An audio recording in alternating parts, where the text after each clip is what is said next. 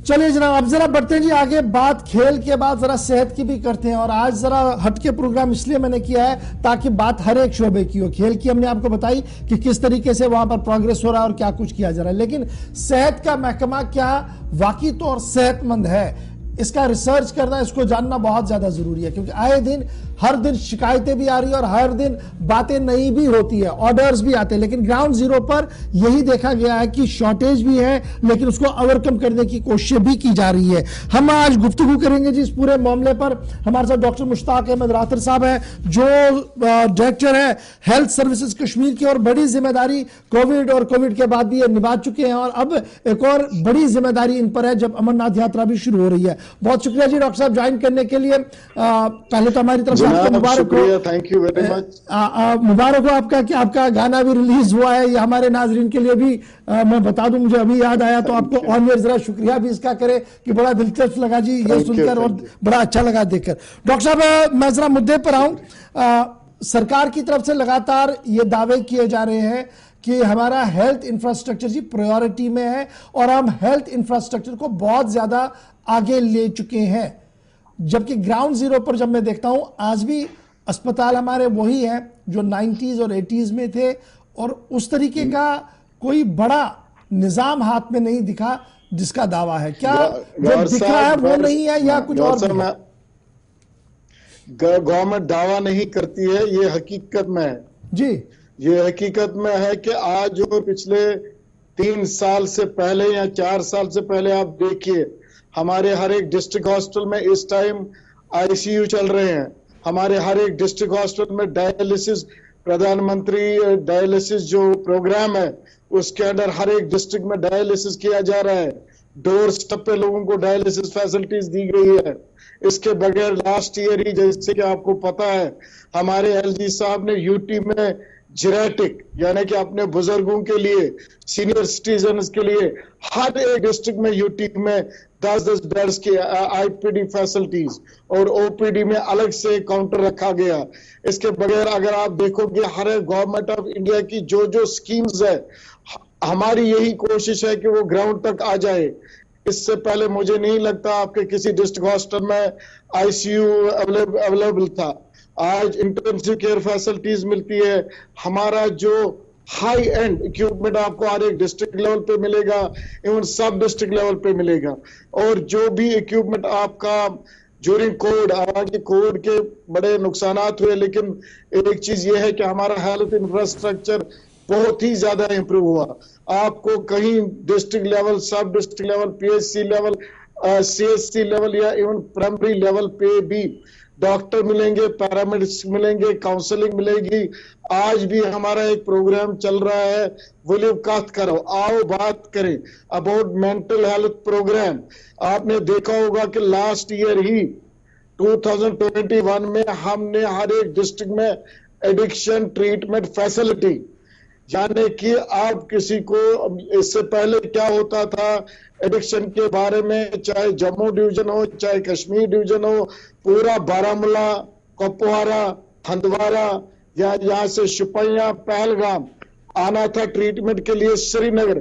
आज उनको ट्रीटमेंट के लिए श्रीनगर नहीं आना है। हर एक डिस्ट्रिक्ट में एडिक्शन ट्रीटमेंट फैसिलिटी है, जहाँ डॉक्टर्स है, जहाँ साइकेट्रिस्ट है, जहाँ हमारे काउंसलर्स है, और जहाँ डायरेक्ट एम्स से दवाई भी फ्री ऑफ कॉस्ट उनको मिलती है। यानी कि कंसल्टेशन, काउंसलिंग एंड ट्रीटमेंट, तीनों चीजें फ्री ऑफ कॉस्ट मिलती है। तो अच्छा इससे ज्यादा आप क्या ग्राउंड पे, तो डॉक्टर साहब क्या मैं ये मानूं कि ऑल इज वेल और जो ग्राउंड पर शिकायतें हैं वो सही नहीं है? क्योंकि मैं दो चीजें आपके सामने रखना चाहता हूँ। आपने कहा कि फार-फ्लंग एरियाज में आज के दिन में भी जनाब हर एक चीज फैसिलिटी है, डॉक्टर्स है, पैरामेडिकल स्टाफ है। कल का ही हंगामा आपके सामने है, आपके पुलवामा अस्पताल में क्या हुआ? यूएसजी करने वाला आपके पास आदमी नहीं था 4 बजे के बाद, आप टाइमिंग लगा रहे हैं हर एक चीज की। नहीं, हर कोई चीज आप मुझे देखिए, आप अगर 7 मंजिला हमने इमारत आई है, उस पर आपकी नजर नहीं जा रही है या लोगों की नजर नहीं जा रही है, कहीं 7वीं मंजिल में शीशा टूटा है, अब उस पर कैमरा डाल देते हो। आपके लोग मेरे साथ होते, मैं हर वक्त डिस्ट्रिक्ट में होता हूँ, और वो कोई डिस्ट्रिक्ट हमारा नहीं होगा जहां मैं नहीं गया होगा, वो कोई मेरा सब डिस्ट्रिक्ट हॉस्टल नहीं होगा जहां मैं नहीं गया होगा। और आप देखिए जो एलजी साहब सवाल ही नहीं खुद मॉनिटर कर रहे हैं, आपकी क्रेडिबिलिटी में कोई सवाल नहीं है कि आप ना दफ्तर में बैठते हैं, बाहर नहीं आते, आपने ऑन टोन्स रखा है, ये हम भी मानते हैं, दिल से मानते हैं, लेकिन ग्राउंड पर यही है कि आज के दिन में डॉक्टरों की भी कमी है, आज के दिन में पैरामेडिकल्स की भी कमी है, शायद ये स्टेट पॉलिसी हमारी है। आप देखिए आज के लास्ट मंथ ही आपने देखा होगा 100 डॉक्टर ने ज्वाइन किया कश्मीर वैली में, जो नए डॉक्टर हमने पब्लिक सर्विस कमीशन के थ्रू रिक्रूट किए। आप देखिए हमने जो भी आपका जो हमारे एक सिस्टम पैरेलल सिस्टम चल रहा है NHM, अगर कहीं हमें डेफिशिएंसी लगती है, चाहे मेडिकल कॉलेज में हो चाहे डिस्ट्रिक्ट लेवल पे, तो NHM एक सिस्टम है जो डायरेक्टली गवर्नमेंट ऑफ इंडिया हमें फंड करती है, और टेम्परेरीली हम ऑन कॉन्ट्रेक्चुअल बेसिस भी, चाहे हमें डॉक्टर की कमी लगे ले लेते हैं, चाहे हमें नर्स की कमी लगे ले लेते हैं, चाहे हमें पैरामेडिक की कमी लगे ले लेते हैं। अब आप देखिए सिस्टम में अगर देखा जाए मेजॉरिटी ऑफ द टाइम्स आपको हर टाइम हर वक्त 24/7 हॉस्टल में डॉक्टर मिलेगा, नर्स मिलेगी, पैरामेडिकल स्टाफ मिलेगा। और जो भी आपने देखा health and wellness centre schemes, अगर देखा जाए गवर्नमेंट ऑफ इंडिया की 15 स्कीम्स है जो इस वक्त ऑन ग्राउंड चल रही है।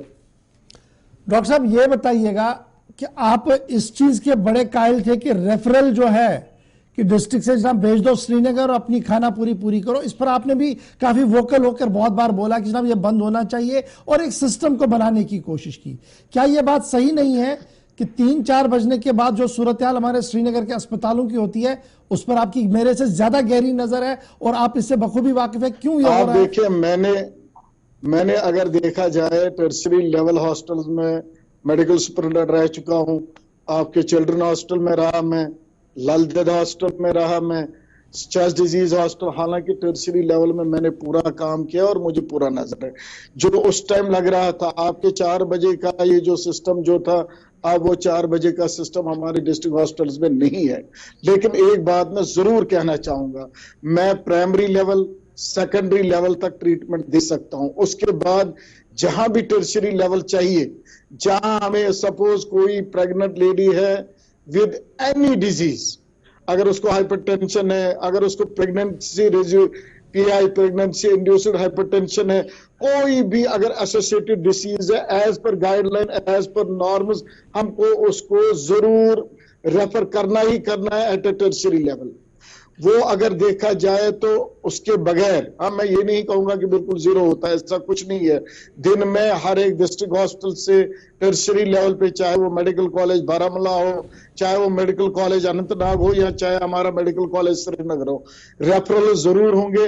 लेकिन मेजॉरिटी ऑफ द टाइम्स हमारी कोशिश यही रहती है जो टर्शरी लेवल के लिए है उसी को रेफर किया। तो डॉक्टर साहब क्या वो SOPs जो आपके डिपार्टमेंट की तरफ से और health and medical education department की तरफ से वेट करके आए थे आज से 3-4 साल पहले, क्या वो आज के दिन में नाफिजुल अमल है?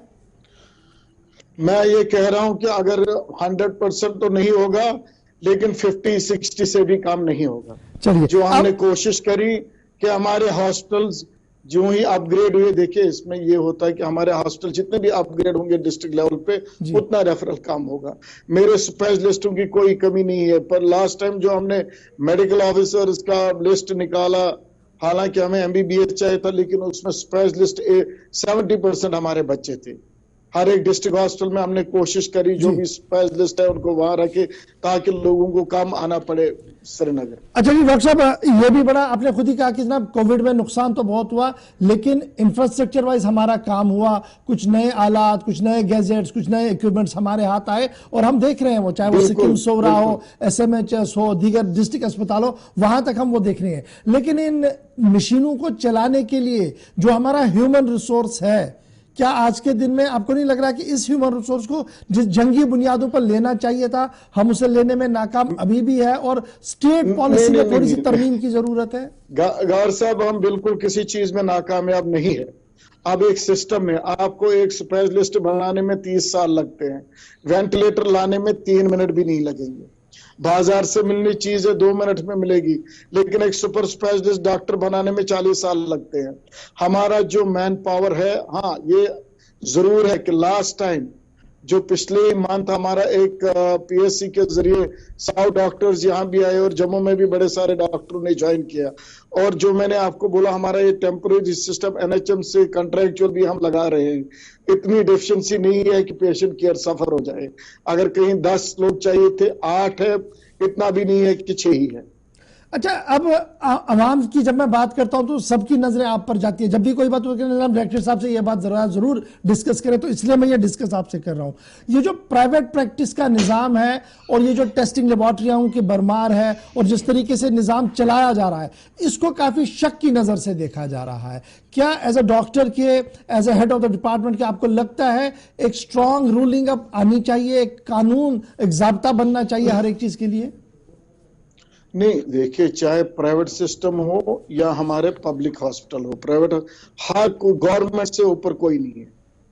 गवर्नमेंट हर एक के लिए है, rules regulations as per guideline ये हर एक के लिए है, चाहे वो प्राइवेट में काम करता होगा चाहे वो गवर्नमेंट में काम करता होगा। हमने लास्ट टाइम ही मैंने एक टीम बनाई जो ये भी डायलिसिस सेंटर्स हमारे हैं वहां गई, हमारी टीमें गई, उन्होंने अपने अस्पतालों को भी चेक किया और प्राइवेट को भी। उसमें हमने 2 को सस्पेंड भी किया था टेम्पररी, क्योंकि वहां हमें देखा गया कि वहां एसओपीज बनाए पूरी तरह वो नहीं उतरते थे, उसमें तो हमने सस्पेंड भी कर दिया। गवर्नमेंट से ऊपर कोई नहीं है। अगर कहीं भी कोई कोताही हो, हम रोज कोशिश करते हैं कि अगर किसी सेक्टर में हमें लग रहा है थोड़े से पीछे, हम आगे आ जाए और आगे चलने की कोशिश करें। जहां तक कि आपको प्राइवेट प्रैक्टिस का सवाल है, गवर्नमेंट का डिसीजन है कि सिक्किम्स के बगैर, सिक्किम्स में तो टोटली बैन है, कोई प्राइवेट प्रैक्टिस नहीं कर सकता। जिसको वहां रहना है वो वहीं रहे, जिसको वहां से निकलना है वो नहीं। लेकिन बाकी अस्पतालों में अभी कोई डिसीजन नहीं है। जो ही कोई डिसीजन आएगा तो हम इम्प्लीमेंट करेंगे। अच्छा, जिस तरीके से रेस्ट ऑफ इंडिया में देखते हैं बहुत सारे स्टेट्स के अंदर, वहां पर कम से कम नाइट ओपीडीज का एक एहतमाम होता है और इमरजेंसी में जिन्हें जाना है वो डायरेक्टली इमरजेंसी में नहीं जाते, ओपीडीज में आकर अपना इलाज करवा सकते हैं। जो सुबह आते हैं वो सुबह आए, दिन में थोड़ा सा ब्रीदर होता है और शाम को फिर ओपीडीज लगती है। हमने सिक्किम में थोड़ा बहुत कुछ दिनों के लिए वो देखा था। क्या इस तरीके का कोई निजाम हो सकता है? एक सिस्टम 24/7 चलाना मीन्स कि आपको एक के बजाय 5 लोग होने चाहिए जी। किसी सिस्टम को भी, सपोज आप 24/7 खुद भी चलते हो, गवर साहब 24 घंटे एक दिन और दूसरे दिन और तीसरे दिन नहीं आ सकता, 5वें दिन तो अस्पताल में आना पड़ेगा, या मैं या कोई और। इसमें एक सिस्टम में क्या होता है, अगर कोई भी सर्विसेज, वो इमरजेंसी सर्विसेज भी एक सिस्टम है, 10 से 4 तक स्कूल चलता है, तो उसको 8 बजे तक क्यों चलाएंगे? हमारा ये है कि हमने इमरजेंसीज को रखा है। कोई भी आप देखिए कि जहां जिस लेवल पे आप जाएंगे, इवन एसएमएचएस में एज ए रेजिडेंट भी मैंने काम किया है। शाम वाले के लोग शाम को बीपी देखने भी आते थे, हम उनको रोकते नहीं है, हम उनको रोकते नहीं थे। या वो कहते जी पर कोई मामूली सा दो, ये भी होता था ओपीडी पेशेंट, हम उसको भी देखते थे। रखा हमने इमरजेंसी के लिए है, लेकिन रोका किसी को नहीं। वो बात तो सही है, इमरजेंसी में देखा जाता है, वो एक सिस्टम बन जाता है ना। फिर चलिए ओपीडी है तो जाके लाइन में रुक के रहे। नहीं, आपका भी एक सिस्टम नहीं है कि रात भर लोग, नाइट को लोग थोड़ी कोई ओपीडी के में आएंगे। देखिए, ओपीडी मीन्स अ सिस्टम, हर एक चीज में, हर एक आपके इसमें भी, हमारे इसमें कोई इमरजेंसी अभी कुछ हो जाएगा, पहले आपका जो भी होगा ग्राउंड लेवल का वो पहले वहां जाता है। नहीं, वहां एक्सीडेंट, मुझे उसको कवर करना है। राइट सर, मुझे यहाँ हर एक सिस्टम में एक इमरजेंसी सिस्टम होता है, रूटीन। अच्छा डॉक्टर साहब, थोड़ा सा वेट कर सकते हैं लेकिन इमरजेंसी को वेट नहीं कर सकते। Right sir. डॉक्टर साहब, अब रैंकिंग की भी जरा बात कर लें आज, और फिर मैं जरा अमरनाथ यात्रा पर भी आता हूँ। रैंकिंग के, जब से रैंकिंग शुरू हुई है तो क्या निजाम बेहतर हो पाया है एडमिनिस्ट्रेटिव पार्ट पर? क्योंकि अब सबकी नजरें रहती है भैया इस महीने एनएचएमसी की रैंकिंग आनी है, अस्पतालों की रैंकिंग आनी है। देखिए अभी तक जो आप कह रहे थे, आप देखिए seriousness of the government. CS साहब ने जो ये सिस्टम दिया रैंकिंग का, ये क्या है? ये यही है कि हम चाहते हैं दिन ब दिन हम इम्प्रूव करें, ताकि इवन ये तो ओपन किताब है, जो मेरा डॉक्टर वहां उरी में करता है वो मेरे सीएस साहब अपने कमरे में देखते हैं। यानी कि पूरा डे बाय डे जो मुझे लग रहा है, मेरा भी अब 30 साल से ऊपर हो गए डिपार्टमेंट में, डिफरेंट लेवल्स पे काम किया। जितना आज हम प्रोग्रेस कर रहे हैं, जितना आज ट्रांसपेरेंसी है और जितना पूरी चीज पे खुद एलजी साहब की नजर है, इससे पहले मैंने कभी नहीं देखा। ऑनेस्टली मैं आपको कह रहा हूं। तो यही और जो इंप्रूवमेंट हो रहा है day by day, it is all because of the support of our own government. नहीं, सपोर्ट ऑफ गवर्नमेंट के बिना तो कोई चीज चल ही नहीं सकती है, तो वो तो बिल्कुल सीधी सी बात है, जब तक गवर्नमेंट पूरा बैकअप पे ना हो। तो ये रैंकिंग जो आ रही है, क्या इससे हम ये माने कि इससे पता लग रहा है हमें कि कहां पर फॉल्ट है और उसको ठीक किया जाता है, और अगली बार अगर वो रैंकिंग इंप्रूव नहीं होती है तो गवर्नमेंट का स्टेप क्या है? जी, तो गवर्नमेंट क्या कुछ करती है अगर रैंकिंग सुधर नहीं जाती है? अगर हमारा नहीं तो उस एरिया का जो म्युनिसिपल ऑफिसर होगा उसका एक्शन होगा। उसको चेंज करना पड़े, डिमोट करना पड़े, कोई ये करना पड़े, हम करेंगे।